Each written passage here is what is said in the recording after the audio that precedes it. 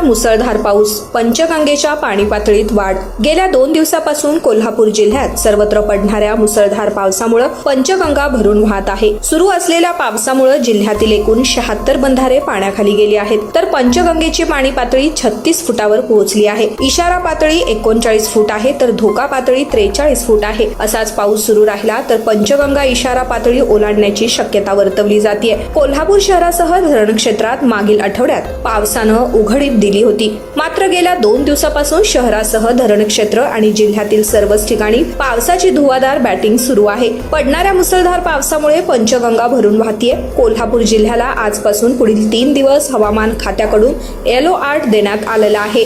गेल्या 24 तासात जिल्ह्यात 29.9 मिमी पावसाची नोंद झाली असून मुसळधार पावसामुळे पंचगंगा नदीच्या पाणी पातळीत झपाट्यानं वाढ झाली आहे। पंचगंगाची वाटचाल सध्या इशारा पातळीकडे सुरू असून असाच पाऊस सुरू राहिला तर संध्याकाळपर्यंत पंचगंगा इशारा पातळी गाठण्याची शक्यता आहे। धरण पाणलोट क्षेत्रात मुसळधार पावसामुळे राधानगरी धरण 72% भरलं असून धरणाच्या विद्युतविमोचनातून 1450 क्युसेस पाण्याचा विसर्ग भोगावती नदीपात्रात सुरू आहे।